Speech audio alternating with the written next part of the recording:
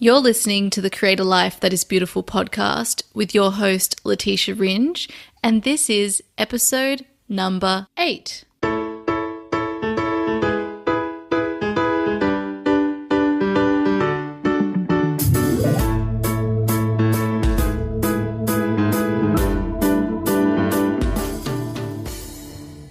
Hi, beautiful people. It's your host, Leticia here, and welcome to episode number 8 on the Create a Life That Is Beautiful podcast, a podcast designed to inspire, empower, and support you on the journey of uncovering your truth and purpose in the world.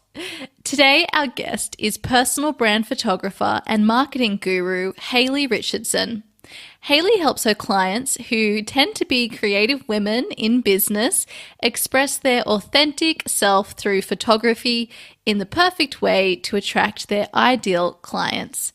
She has a fabulous ability to capture the essence of a person and is fantastic for us coaches because she covers all the bases with experience in running a business, marketing, and both health and blog coaching. But like many of the stories I've shared so far, Hayley didn't begin her career in photography or marketing. She actually began her career in graphic design, and then simply through following her interests, she has taken a number of twists and turns, or pivots, which you'll hear us talking about, through working for a corporate in business and brand identity, to health coaching, and finally leading her to the position she is now in today of being a personal brand photographer and having a beautiful basis on which to support creatives in business in particular. Hayley is now based in Sydney, so for any of my Aussies who need some really special brand photography done, you'll have to check out her work. But I had the luxury of getting to meet Hayley in London via Instagram, no less. That's right, you can make amazing connections via Instagram. And we quickly realized we had a lot in common, including both being from Sydney, running a small business, moving to London within a few months of each other, and each launching a podcast in the exact same month. So many synchronicities, and I'm so pleased to have connected with Hayley. This episode is full of amazing, inspiring messages and is also perfect particularly for anyone who might be struggling to see how what you are doing now might be relevant to where you will end up, and to give you that inspiration to follow your inspiration and release control of needing to know where you are going to end up. This episode is also perfect for our entrepreneurs or soulpreneurs who might be wondering how they can attract the people they really want to connect with in their life. In this episode, we discuss Hayley's journey from graphic design through to business, brand identity and marketing, health coaching, and photography. The importance of getting to know yourself and following what lights you up, how an overseas trip or move might shape your journey and help you to find yourself, color psychology and how that can help you as a business owner with your website, what you wear, and your photography. Hayley's advice for someone feeling disconnected when it comes to what their purpose might be, and the power of creative hobbies and finding like-minded friends. Hayley's favorite rituals and what's in store for Hayley in 2018. So before we dive in, I have a quick favor to ask of you. If this episode has been valuable to you in any way, please could you support me by subscribing and leaving a review on iTunes or wherever else you are listening to this. It's most helpful if you can leave the review on iTunes, but I just love it if you could do that. And if you want to find out more about working with me on a one-to-one basis to help you find alignment with your purpose and fulfillment, then please check out my coaching page and get in touch to let me know how I can help. So by the time this episode airs, it will be the 1st of March and I will have gone skiing for my first time as an adult. Please wish me luck. Also, if anyone wants to sign up for my weekly newsletter, providing you with inspiration, resources, and actions to help you align with what truly lights you up and create that life that you love, enjoy, and are inspired by, then please head over to my website at www.leticiaringe.com/subscribe. I would love, love, love to welcome you, and please make sure you drop me an email to tell me a little about yourself. I really love connecting with people, and I think it's just one of the best things in the world, so I really do love hearing from you, and it also allows me to understand what support you might need on this podcast. Okay, guys, let's dive into the episode with Hayley Richardson. Welcome, Hayley, to the Create a Life That Is Beautiful podcast. Thank you so much for having me, Leticia. I'm so excited to be here. I'm so excited to have you here today. So first up, Hayley, would you be able to let our wonderful listeners know a little about who you are and what you are creating in the world today? Yeah, sure. So I am a personal brand photographer, and currently I'm based in London, although I am about to move back home to Sydney, Australia. And I basically help women in business express themselves, I guess, authentically through photography so that they can attract the right people to work with them.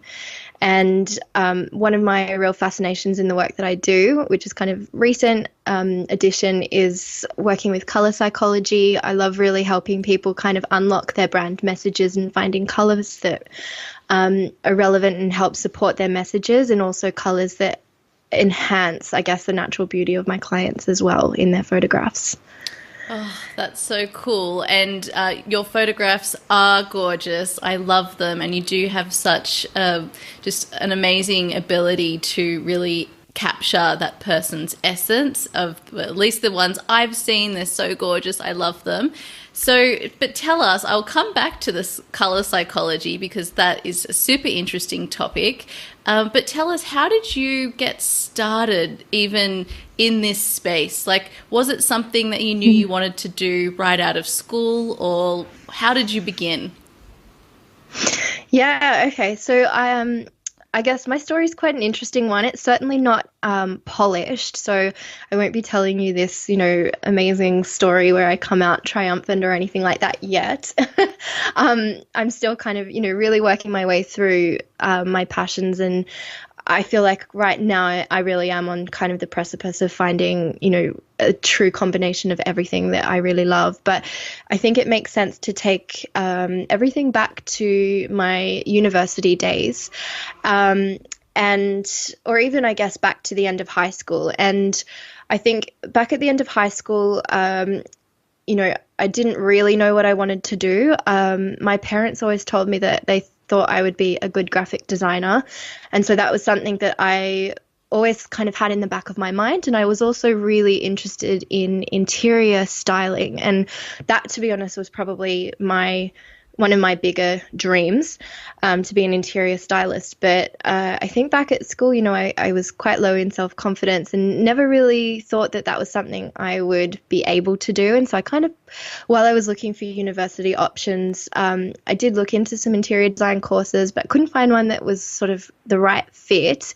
And then kind of pushed that, I guess, to the side a little bit. And I ended up enrolling in a visual communications course, which is essentially graphic design. And I did that for 18 months at university, and it was really, really interesting. I learned a lot, which has actually been very, very useful in my business journey as well. Like, I learned how to use Photoshop, Adobe InDesign, and Illustrator. So they're all really, really handy tools to have as a business owner, that's for sure. But as I was going on in the course, I really kind of started to feel like graphic design probably wasn't the right career path for me. And I found that I was very much drawn to more of the subjects that were design history based and subjects where I could write essays. I really loved writing. So I went on a trip to Europe about 18 months into my degree. And it was on that trip that it gave me a lot of clarity. And I sort of thought, okay, I don't want to be a graphic designer, and I don't think that this is the right course for me. Like, I was struggling to, create design work that I felt really proud of and inspired by. And, looking back now, I just know that it was basically, I feel like I just didn't have enough life experience to draw on to create something that I felt really proud of and inspired by. So after that, I switched into a business degree and ended up finishing that. And while I was doing my degree, I also managed to get an internship at IBM. Firstly in a sales team, and I quickly, after 6 months, moved across to internal communications, where I worked for I think 18 months. And so I was working there full time while I was finishing off my degree. And then in my graduate year, I got a role in the brand team, which is also, I think, quite relevant now to what I'm doing. So I was basically what people would call either the brand police or what was officially called brand quality and assurance. And what that meant was that I had to be really on top of IBM's brand identity and their brand identity guidelines, which was an amazing role to be in, because IBM, is such an amazing company, and they have such a really, really rich history. They have a very inspiring brand and a very, very well thoughtful, very well thought and well put together brand identity. So it was really a real privilege to be able to be in that particular role. And I learned a lot about, the elements of what makes up a brand, and the fact that branding isn't just about a logo and a color palette, but it is about those elements plus photography plus the character and the tone of voice, and even the mindset of a brand. So that was really, really fascinating. However, I got to the end of that role and kind of felt like corporate life really wasn't for me. Halfway through, I think, my year working in brand identity there, I started to get into health a lot. I was transforming my health. I had some health issues, and so I was really, really digging deep to try and find out what I could about health and how I could transform my own health. And I ended up enrolling in a health coaching program through IIN, and I almost on a whim, I kind of decided that I didn't want to work in my corporate job anymore, and I wanted to run a business. So I quit, and I had a blog at that point, and I started a health coaching business. And I coached people for probably a little over a year in that realm. But as I was going along, I really started to realize that the health aspect, I think I was really more interested in just getting my own healthy lifestyle together. And I would often find that the clients that I had, I really enjoyed working with the ones who also wanted to have a blog and who were interested in, running their own businesses. They were the conversations that I really got excited about and I wanted to talk more about with my clients. So that was a pretty clear indication that I think, business and marketing was still something that was really relevant to me and my career path. And so I started taking on blog coaching clients instead and transitioned out of health coaching. And so that was kind of what I did for a few years. And so I moved over to London in 2015, and I had a little bit of a break while I was moving in my business, and went back and got a full-time job when we first moved over. And just trying to think, what was I doing? So about a year after that, I started to get some pretty bad anxiety, and I had taken up photography as a bit of a hobby. I went on a holiday and was just blown away by how much I loved taking photos of people. So I was away with my boyfriend at the time and his parents, and we were just playing around in some castle ruins, and I was taking photos of them all, and I just really loved the feeling of making them laugh in front of the camera. And I was really lucky that at that particular moment we just had this perfect mix of magic light. My boyfriend had set up the camera perfectly in manual mode, which was something that I had never really understood. Even though I'd always loved photography, I didn't think I could do it because I didn't understand how to use a camera. And kind of from that point forward, I I really just fell in love with it, and I started to ask a lot of my friends who in London all happened to be in their own businesses. That was kind of the kind of people that I met when I moved over here. I I basically started taking photos of all of them for their websites because I knew that they would be willing candidates to have their photos taken. And from there, I kind of thought, okay, I think I'm going to introduce this as a service in my business because it makes sense to have I guess something that I really love creatively, like photography, and to be able to draw on my background in brand and business. And that's kind of how I got to the point where I am now. So I've been doing that for about 18 months now and really, really loving it. That's awesome. You know what I love about your story? You've really just followed one interest until you've been like, okay, I want something else. And then you've just really quickly pivoted and followed that new interest. And then at the end of it, you can see how they all tie into each other and how one has helped you for the next or for somewhere down the track. So nothing is a waste. It's all just building upon that experience. And I think that's really beautiful. It's a really great example of the power of pivoting when you get inspired to take another course of action. Have you thought about that before, the role of pivoting in your own story? Yeah, absolutely. I mean, I would say that, to be honest, it's been I think all of the pivoting that I've done has made my journey a bit slower, a little bit messier. I mean, I think a lot of people probably experience the same things. But yeah, for me, it really has just been a necessary journey. I think that it's really just it's been coinciding, I guess, with me doing a lot of, not research, that's not the right word, but just a lot of diving into, I guess, who I am and really getting to know myself and finding what really lights me up along the way. You know, I started out thinking that what I wanted was one thing, but as I've gone along and picked up little pieces along the way, I'm becoming a lot more clear now on what exactly it is that I really, truly love to do. And I don't regret, having had this kind of long and winding path in business, because I think everything that I've done is necessary and has been necessary to get me to exactly where I am right now. There are a lot of skills that I've learned that I probably wouldn't have if I hadn't taken the path that I'd had. But yeah, I think now that I'm kind of at this point, I feel like I can finally say with certainty that I think I'm pretty on the money in terms of like doing what really makes me happy. And, it doesn't mean that things won't change in the future either, but I think that they'll probably stay a lot more the same with, bits and pieces on the outside coming in to kind of just add to what I do. Yes, yeah. Another tool in your tool belt. Exactly.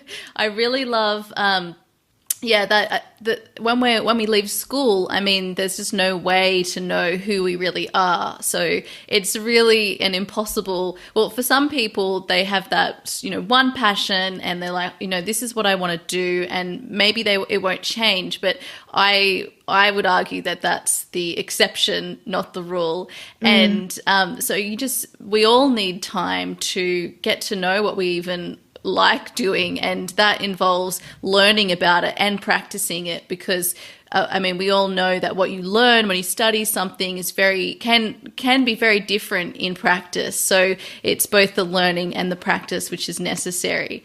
But that's really interesting. Yep. If you looked at yourself, if you compare where you thought you'd be, when you first started, maybe the vision you had for yourself leaving school, and then where you are now, I bet you'd be, if you had not followed that, the uncertain path and kept following just in the moment what that inspiration was, you would have limited yourself in a lot of ways, and you definitely wouldn't have ended up where you are today, which I think is just you've got a really clear idea about who you're serving, the work that you enjoy.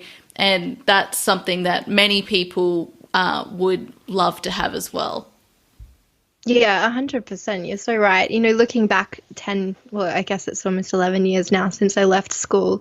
If I could see myself where I am right now, I don't think that I would have ever imagined that this is what I would, or where I would be. But I think mostly just because I often joke that my career is just completely made up because it is. So I think looking back, I wouldn't have known where I was going to be because I didn't know that this even existed or that it could exist, that it was a possibility. And I think it's really important for people to not put too much pressure on themselves to find their passion, in air quotes, because, you know, if you are a creative person, a lot of people who are, I mean, everyone's creative, do creative work.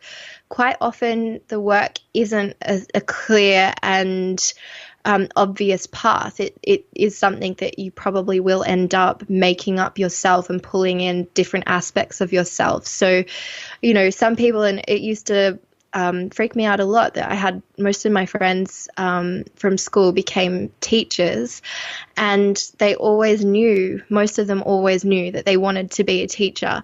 And I used to think, oh, okay, maybe I should be a teacher because my mum is a teacher, all of my friends were a teacher. I enjoy teaching people like skills and things like that.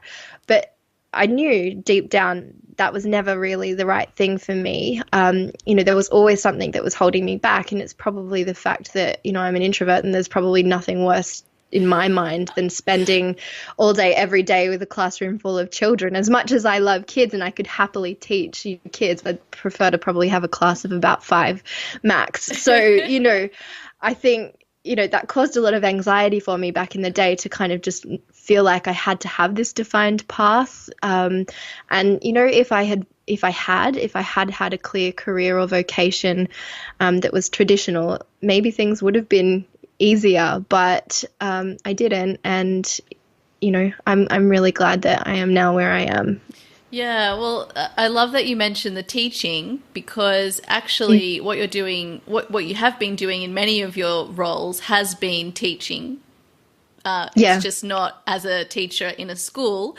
And Yeah. that's the thing. Like I think around our age as well. I mean, I don't know what it's like for younger generations, like the options that they get, but with technology changing so rapidly and all of that. But at least when I was in school, the traditional options like teacher, accountant, lawyer, doctor, you know, all of that, or if you wanted to be creative, you know, graphic design, that it's there were these distinct professions, but what we don't think about is the actual skills that we have naturally and that we want to use. And so that's just a great example of how someone who thought, okay, I think I'd be a great teacher, maybe a class-based school system wouldn't work for me, but what other options are there for me to teach?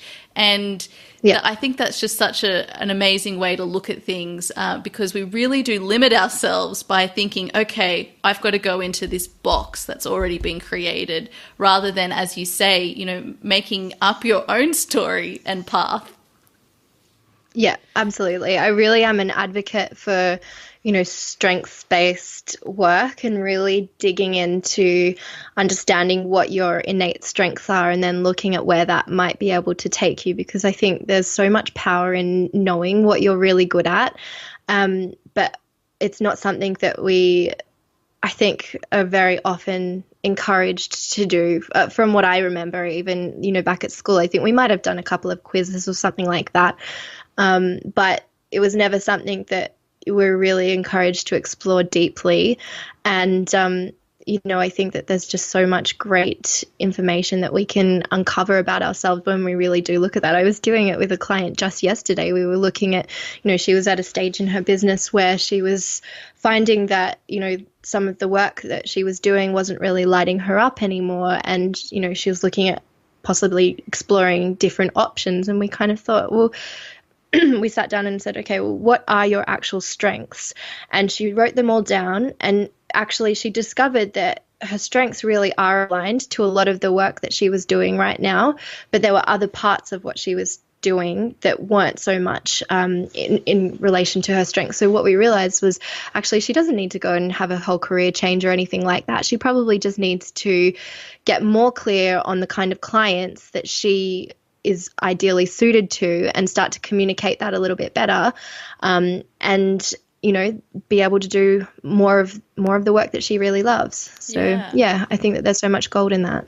That's a really great point. Often we think we've got to do everything as well in a particular way, and it could just be little tweaks that we need to change that would really relieve that stress that we have, or that feeling of dis-ease, which it could just be something really simple. I mean, for some people, it could even be like how they work. Maybe people don't like working in an office and they want to work more flexible. That it can make a huge difference. It might not be that, okay, I've got to leave my job and this career because everything's terrible. Or it could even be, I need to move to a different employer who works in a different way. Yeah. So or upskill, or find something more interesting, like that, or a little passion project that you can take on the side. It doesn't always mean a complete change. Exactly, for sure. Totally. And so you've had 2 like overseas moves on your journey, you did it. One was a trip and one was an actual move. How have you felt that those overseas trips have like shaped your own sort of a brand identity? Oh, that's such a good question. Oh, okay, I'm going to have to think about that a little bit. So going back, I think my first trip was nearly 10 years ago now, or 9 years ago. And that one, I guess, shaped me in the sense that it really opened my eyes up to the world out there. I remember, actually, I don't remember this, but I remember when I was moving to London, one of my friends that I went on this first trip with said to me, one of the things that you said when we first landed in London over and over again was, oh, I could live here. Oh, I could live here. So I don't really remember that, but apparently I did. So I think, even just having that first little trip might have planted a bit of a seed that London was a cool place to be. And I fell in love with Paris as well on that first trip. And I still love Paris. I think today it's one of my favorite places in the world. And I think that really has, in a way, I feel like that has shaped me a little bit. Even just, I've only been to Paris twice, but I really just feel so inspired creatively when I'm there. I just love its beauty and its grace. And I think that, that is actually something that I really aspire to bring into my brand. Beauty is something that I'm really, really naturally drawn to. I think I'm a very strong visual person, and I love visuals, which makes sense, I guess, to be in the field and the work that I'm in.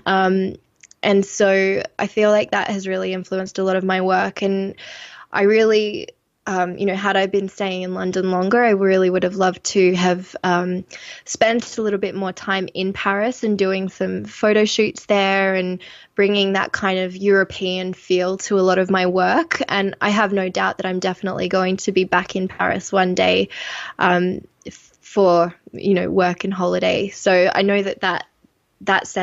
in that sense, travel has really opened my eyes. And, I think that it's also it's helped me kind of develop a sense of independence and my own sort of personal style as well. I find that, being in different places really helps you to just see other ways of being and living. And, when you live, your whole life in one place, particularly, where I'm from in Sydney, I think Sydney has its very own strong identity, which is all about, or the part that I'm from anyway, it's all about surf culture and,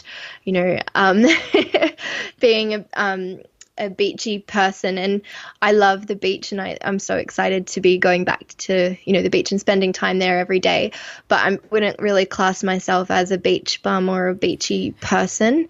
And so I really kind of always felt that I kind of struggled to fit in, I guess, in that sense. Like I just really didn't feel like that kind of identity was me. So I'm really excited, I guess, to be going back now, having been over here for a few years and feeling like I've developed a lot as a person through my experiences with travel and seeing the world. And just being able to, still be my own person, but to exist, happily in my little beachy town. So, yeah, I don't know if that kind of answers your question, but yeah, that's kind of, I really feel like the travel and being overseas has influenced just my sense of self and independence a lot, and just gives a lot of inspiration as well. Yeah, well, the reason I asked that question is just because I think that an overseas, at least a trip, but a move if you can, is just so helpful in figuring out or finding your sense of self, or really just defining who you are. Because even if you think you've got a really strong sense of self, there is so much that we take for granted that comes from our family, our friends, and of course the city that we live in, or wherever it is that we live. And moving overseas, it's amazing because you just feel like, oh, okay, everything looks so normal. It's like I'm in the same place. This could be another place in Australia, is what I felt when I first moved to London. But then you start picking up on the little nuances and those little cultural differences, and in the belief systems that people have. And and also in the way, like architecturally, there's so much contrast, and it's really just amazing to be able to take that with you back home if you do choose to move, or maybe you decide you want to move somewhere else. And yeah, I just think it's such a wonderful catalyst for that change and transformation and exploration of yourself. So that's why I just wanted to ask you about those two. So thank you for sharing about the overseas trips. How did you move into the color psychology? Yeah, good question. So it was something that I did study a little bit when I was at uni doing the Viscom degree, but it's something I picked up again recently. So it started when I had a client called Kerry, who is lovely over here. She was a photography client, and she was telling me about how she had her colors done, which is basically when you go to a color analyst or a color consultant. Usually they're a stylist, but someone who's a color analyst can work in lots of different fields. So they can work as an interior designer or any kind of creative or visual field. And so she was telling me how she'd had her colors done, and this was what helped her to pick her outfits. And she always wears clothing that belongs within her palette, which was a winter. And so she has this little book that has her fabric samples of colors that really work well, and she takes that with her whenever she goes shopping to kind of help her choose items of clothing that suit and enhance her complexion, which is what it's all about in that sense. So I was really intrigued by that, and did a little bit more research on it. And then more recently, another client of mine, actually, no, this wasn't a client. This was one of my course students. We were chatting, and she was telling me like we might be doing some brand work together, and she was telling me about this book that she had read called How to Style Your Brand by a woman named Fiona Humberstone, and she's based in England. She goes by the name of The Brand Stylist. So her website is thebrandstylist.com, and her Instagram is also The Brand Stylist. I think there's an underscore in there somewhere, but I can't remember where. So she's a really, really great resource. But this book was super fascinating because it also talked about color psychology and the seasonal palettes, so summer, autumn, winter, and spring, or archetypes. But she applies them to brands in terms of a brand identity framework. So I think she's a graphic designer by trade. And so she uses this framework to help develop her clients' brand identities in terms of, design and style, and character. And so I found that book really fascinating as well. And that led me on to reading a couple more books. One was by a woman named, I think Angela Wright is her name, and she wrote a book, I think in the 1980s, all about color psychology. And this is where I think a lot of today's work has kind of in color psychology is really originating from. I mean, she didn't kind of come up with the concept necessarily, but she's drawn on work of a couple of designers back from the Bauhaus movement. I think that was back in the 60s, the Bauhaus school. And so I was reading her book, and she was talking about the seasonal archetypes and how it kind of, your seasonal palette also tends to relate to your personality a lot. And then a couple of other books that were, more style based. So I kind of was reading all of these books and kind of realizing how much color psychology can be applied to everything in our life. So it can sort of strongly tend to influence, or not influence, but indicate what our personality is going to be like. It's going to strongly influence the colors that we can wear that are going to suit us the most. But then also from a brand perspective, it can also help us to create a framework for our brand identity so that we are putting out a more cohesive and strong message to our customers and clients that helps, strengthen the perception of our business. And I just realized how well and how harmoniously all of these aspects worked together. And I guess, being in a field where I work with people visually and I'm photographing them, and they quite often have a lot of questions about style and what should I wear in my photographs, but then also working in brand identity and helping people with their brand identities. It just made so much sense to me, and to be able to combine all of that together, I feel like is just something that can really hugely add value to my clients and their experience in having portraits taken with me, because I can both help them, find colors that are going to work for them, and their complexions. I can help them choose colors that are going to help support the message that their brand is is about. And then I can also help them on another level in terms of actually looking more closely at their brand identity and shaping that if they don't already have an existing kind of structure and brand identity guidelines. So that's kind of where it's all led me. And I just feel so excited about it all, because it's just completely fascinating. This literally feels like the culmination of everything that I'm so interested in, like brand archetypes and visuals. So that's kind of, to put a long story short. No, it's so fascinating. And I imagine so many of your clients would just find this so useful, because we hear a lot about how, as a business owner, you need to decide what your color palette is.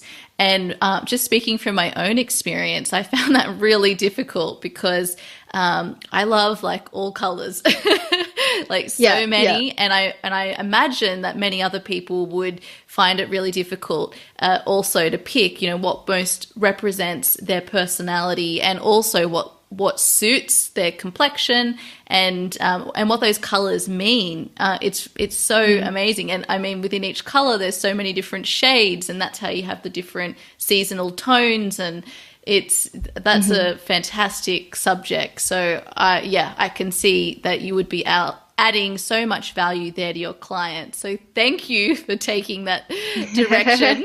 I'm very eager to keep following your journey, especially on this color psychology chapter. So I love that. It is really just like it's another chapter of your business, and you just delve into that, and then that's going to lead you somewhere else. And you're just forever evolving as a person, which we all are. Otherwise, that's when we start to feel unfulfilled. Yeah, absolutely. Definitely. So, Hayley, is there any advice that you would give to your younger self? And I don't mean, you want to do things completely differently. Just, is there anything from today, Hayley today, sitting across to me, that she would say to her younger self? Good question. It's funny, I was listening to, I think, either a podcast or I read something yesterday or the day before, and it was somebody talking about this exact question, and they were saying, they said that they wouldn't say anything to their younger self purely because if they did, it might change where they are right now. And it's kind of, that whole sliding doors notion. If they changed one little thing, it could have put them on a completely different path. And I guess, you're always going to end up where you're meant to be. But I guess for me, I probably also would have to agree that there's not really too much that I would say in terms of advice to my younger self, purely because I think, my journey has been exactly what it has needed to be to get me to, where I am now and where I'm going in the future.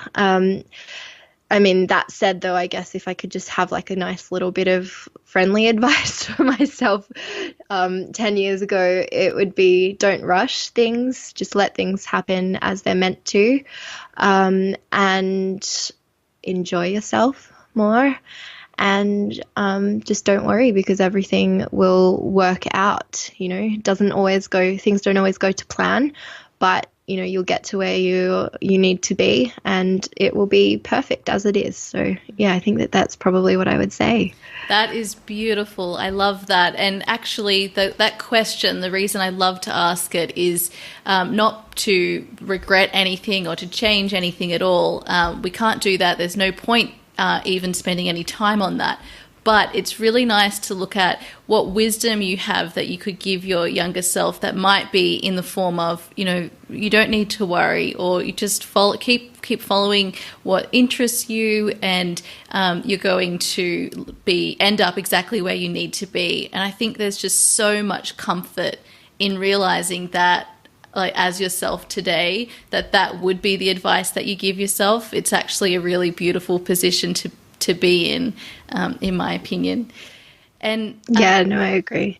And Hayley, so if one of our listeners who is out there today is thinking, okay, I really feel this deep desire to discover what it is that I should create in this world in terms of my work, but I just have no idea where to even get started. Is there any advice that you would give them? Really great question.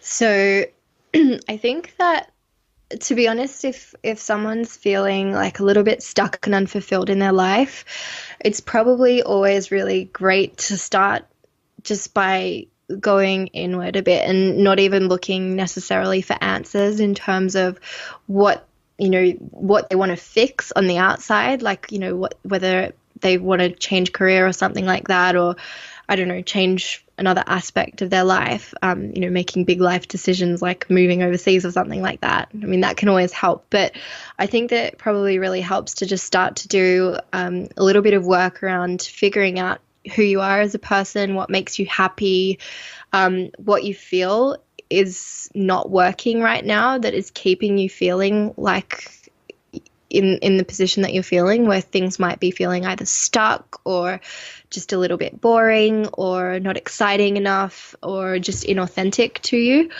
So journaling, I think, like, practically is always a great way to start to explore that. And just by doing like stream of consciousness journaling, really just putting pen to paper and writing whatever comes to mind, even if it's sort of just like starting off by saying, I'm writing down on a piece of paper. Often people kind of say things like, I don't know how to start journaling. What do I say?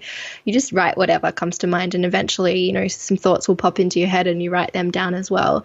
So I think that is probably one of the best places to start. And, I also think that taking up creative hobbies is also a really great way for people to kind of explore other aspects of themselves and find, passions that they enjoy. So whether that be, picking up some crochet needles or picking up a camera or getting some paintbrushes and doing some painting, or maybe it's more like an exercise based thing, like joining a running club or a yoga studio or something like that, kind of just finding something that you feel like is just for yourself, and maybe little by little adding bits and pieces to your life like that. I think that that's always a really great place to start. Yeah, absolutely. I love both of those suggestions. And with the journaling, I can just say on my own journey, I have found that to be so helpful. Whenever I am stuck or have an issue, I seem to fix it just by journaling. And I had so much resistance to it for so many years. I just refused to write. And but then when I would, I'd feel great, and then I still would resist it. But it's something that I try on, a good day, so to incorporate into my day every day. And yeah, so I can definitely vouch for that. And as for creative hobbies, I think that's also such an excellent recommendation, because when you're doing something that you enjoy, that elevates your vibe. And if you're even doing something maybe in your work or your home life and you're not enjoying it, having those creative outlets that you do enjoy and are bringing fun and pleasure into your life will really elevate your vibe and trickle into other areas of your life. So that's what you want, because you start to get more clarity, I would argue. And so are there, I'm really interested to know, outside of, business and your brand, what inspires you? Good question. To be honest, I often have trouble thinking about things like this, because I really do often feel like I'm such a business oriented person, as in like that is kind of my fascination, I think, as well as, I don't know, I just always feel like it's such a big part of who I am. I'm always the person who loves to talk to my business friends about business, and I often apologize to them saying, I'm so sorry, like I've just spent all this time talking about business rather than life stuff necessarily, but it's just because I genuinely really enjoy business. And but outside of business, so I would say travel is definitely a big part of what I find inspiring. I really, really love Europe, and I'm really grateful to have been here for the last few years in Europe, because I just find, the beauty of the old architecture, and as I said earlier, particularly Paris, is just so inspiring to me. I love, beautiful sandstone, and I love, the English countryside and all of the beautiful old houses that you see along the way. So that's something that always makes me feel happy and inspired. I really love yoga, and to be honest, I haven't done too much of it since I've been in London, but it's one of the things that I'm just so excited to get back to when I get back to Sydney, going back to my old yoga studio, because I just have such vivid memories of walking, along Manly Corso after a class, feeling just completely blissed out and just so happy with life. So that is something that really makes me happy. I also have to say, not that I didn't have this kind of feeling when I was back home, but I think being away from home has given me a huge appreciation for my family and my close friend network, or actually all of my friends, to be honest, in my life, just the people in my life who I know are there for me all the time. And, whether that be people who have been, friends since birth, or people who are newer friends, I really feel like being away from home for such a long time has just given me perspective on how important those people are in my life. And it's something that I'll never take for granted again. And it just inspires me, I guess. Friendship inspires me, and just how amazing people can be. So that is something that inspires me. My dog inspires me. My little puppy, she always makes me so happy. And just, anything that's beautiful, flowers when I'm out walking, beautiful, big, gorgeous flowers, candles, anything a bit hygge, I love. I love cozy feelings. So yeah, I think, to be honest, it's like just the little things and the beautiful things in life that make me feel inspired. I'm a true INFP, an idealist, I think, and just love anything a little bit romantic and gorgeous. So Oh, and the beach. Sorry. Yeah, the beach, of course, of course. Sorry, it's kind of like not at the top of my mind right now, having lived, far, far, far away from a beach for so I long now. know. Yeah. Well, that's also something that you appreciate more, not having it so readily Yes. available. Yeah. Yeah. Exactly. Exactly. No, I love all of that. Yeah, as I was just saying, we've got so much in common. Like, there's just so many things I've been writing down during our conversation. Like, oh, me too. Yeah, me too. It's Yeah. always like that connection, meeting people who have the similar interests. Yeah. It's just so awesome. It was like the Yeah. best thing ever. I can't recommend it enough to anyone listening out there who feels like they don't have people in their life who are interested in the same things that they are. Honestly, there is no excuse anymore with social media. You can find people, and it's really easy to meet people online and then develop potentially in-person connection. So, yeah, Yeah. really, it's so important. And so, my second last question for you is, do you Yeah. have any rituals that you use? Because I think some of our listeners will be really interested to know what sort of rituals people have, if any. It's always something that I have in my mind that I want to get better at having rituals because I don't think I'm very good at upholding habits. But um, so I guess I'm a little stuck on that. But I think, things that I do like to do that make me feel good would be having a little face mask and doing something like that, like a little bit of self-care like that, or lighting the candles in the living room at night, or I have, frankincense and sage, and I will say I don't do them that often. It's not a daily thing for me, like probably not even a weekly thing, to be honest, but I have them there and I should do them more because it always makes me feel like quite, just happy, and it feels like a bit of a reset, I guess, whenever I kind of go about doing a little frankincense and sage ritual for clearing. So there are a couple of rituals that I love. I think a couple of healthy rituals that I have that I think are really great for helping with sleep.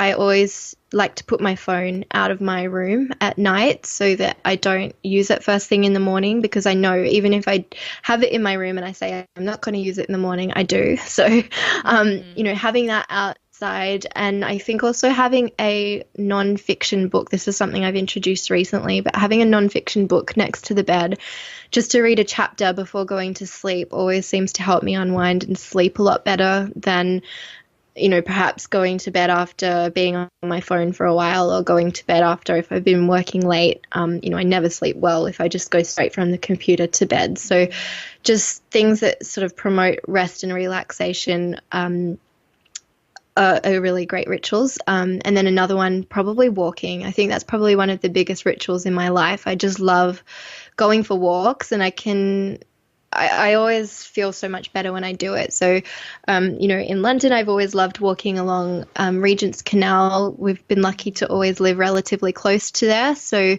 that's always been a big part of my my rituals when I'm feeling good, is that I go for walks. And then back home in Australia, it's, beach walks in either the morning or the evening. So yeah, they're things that keep me happy and sane. That would be lovely, being located close enough to the beach to do that. I wasn't in Alexandria close enough for a morning beach walk, but that sounds really lovely. And yes, Yeah. Regent's Canal just will always have a little piece of my heart. I think it's so lovely to be by a body of Beautiful, water. isn't it? Yeah. Yeah, I think us Aussies are always sort of drawn to that, right? Like, Yeah. Like, you just need to have that feeling of water nearby. totally. I used to love going to do the bay run in Sydney because you'd be right by the water, and it's just so lovely. With your turning off your phone, do you use like an alarm clock to wake you up, or do you get up naturally? No, I definitely don't get up naturally, especially in London, like when it's dark, it's like it's light at 9 o'clock Yeah. sometimes in the depths of winter. So I really struggle with getting up, waking up in the morning here. So yeah, I have one of those. It's like a Philips Sun alarm clock. I saw it on, I think, Melissa Ambrosini's Okay. YouTube video channel once, and thought it was a great idea. So I bought one, and it basically half an hour before you're due to wake up, it's got this light that sort of replicates sunlight a little bit, and it starts to Oh, come on. Yeah, and it's quite dim, but the purpose is that it kind of helps you gradually wake up as if you were like in the natural light. yeah. So I use that. I do struggle with it though because it doesn't make a very nice sound. So, but yeah, Okay. so that's what I use. Yeah, that I've thought about getting something like that. I just ask because yes, we are in the market for an alarm clock. I think because Yes, yeah, I always turn my phone on airplane mode, but I really like have always wanted to like not have them in the room at all. Just yeah. because yeah, it is too tempting to like start Mhm. using it in the morning, and I always know just how much better I feel when I don't. Yeah, so thank you for sharing those tips. And That's right. well, it's our final question now. And this one is just, well, what's in store for Hayley in 2018 as far as you know?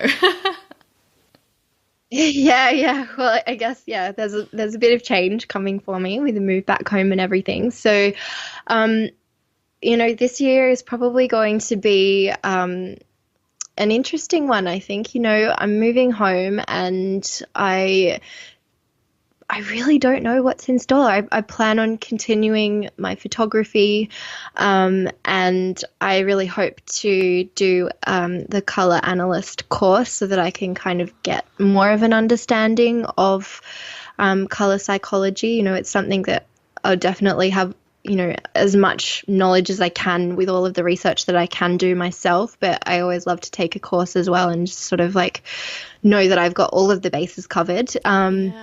So yeah, I feel like that's definitely something I'd love to do, whether that be this year or next year, I'm not too sure. And